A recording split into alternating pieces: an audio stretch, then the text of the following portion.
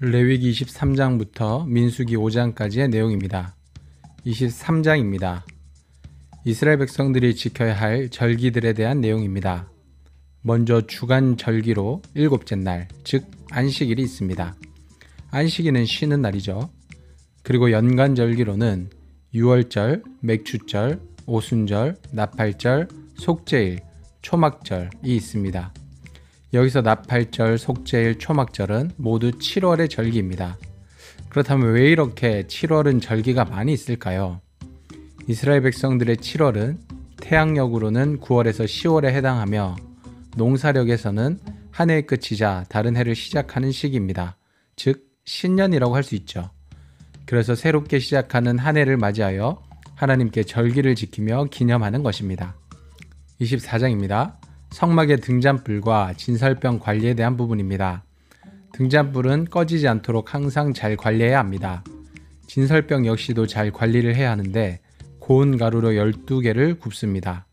그리고 진설병상 위에 6개씩 두 줄로 안식일마다 잘 놔둬야 합니다. 뒷부분에서는 여호와의 이름을 모독한 사람의 이야기가 나오는데 하나님께서는 이 사람을 죽이라고 말씀하시죠. 또 행한 대로 갚으라는 원칙이 나오는데 이것은 그대로 갚으라는 뜻이 아니라 어떤 일을 저지르기 전에 너도 똑같이 될 각오를 하고 행동하라는 의미입니다. 즉 범죄를 예방하기 위한 법이라고 할 수가 있죠. 그리고 혹시라도 죄를 저질렀을 때에는 그보다 더한 처벌을 받지 않도록 지켜주는 법이라고도 할 수 있습니다.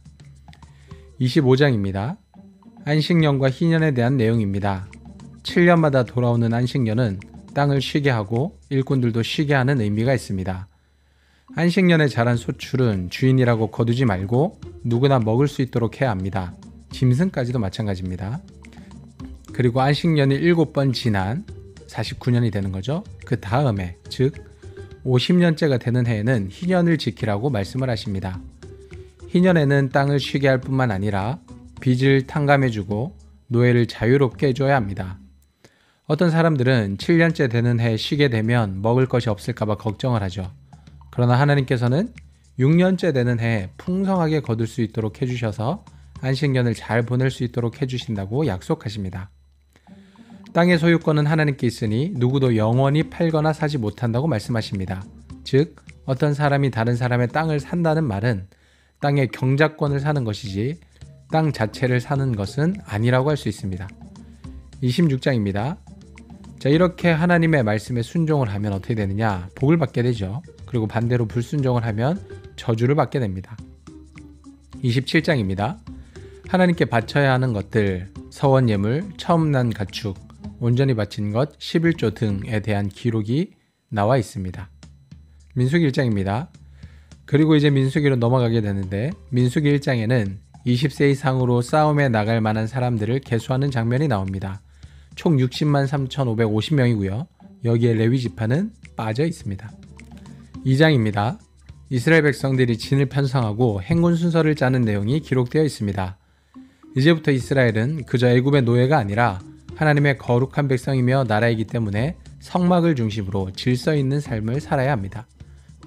성막을 중심으로 동쪽에는 유다, 이사갈, 스불론 지파가, 남쪽에는 르우벤, 시므온, 갓 지파가, 서쪽에는 에브라임, 므낫세, 베냐민 지파가, 북쪽에는 단, 아셀, 납달리 지파가 진을 치게 됩니다.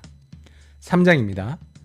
레위 자손들의 인구를 조사하는데 총 22,000명으로 집계가 됩니다. 이들이 각 집의 맏아들을 대신하여 하나님께 바쳐져서 하나님을 섬기는 역할을 하게 되죠. 레위인들은 성막과 각 지파들 사이에 진을 치게 되는데 동쪽에는 모세와 아론의 자손들이, 남쪽에는 고앗 자손이, 서쪽에는 게르손 자손이, 북쪽에는 므라리 자손이 진을 칩니다. 게르손 자손은 성막과 장막과 그 덮개와 회막 휘장문과 뜰의 휘장과 및 성막과 제단 사방에 있는 뜰의 휘장문과 그 모든 것에 쓰는 줄들을 담당합니다. 고앗 자손은 증거계와 진설병상과 등잔대와 제단들과 성소에서 봉사하는 데 쓰는 기구들과 휘장과 그것에 쓰는 모든 것을 담당합니다. 므라리 자손은 성막의 널판과 그 띠와 그 기둥과 그 받침과 그 모든 기구와 그것에 쓰는 모든 것과 뜰 사방 기둥과 그 받침과 그 말뚝과 그 줄들을 담당합니다. 4장입니다. 행진을 할 때 레위 지파들에게 분배된 일들이 기록되어 있습니다.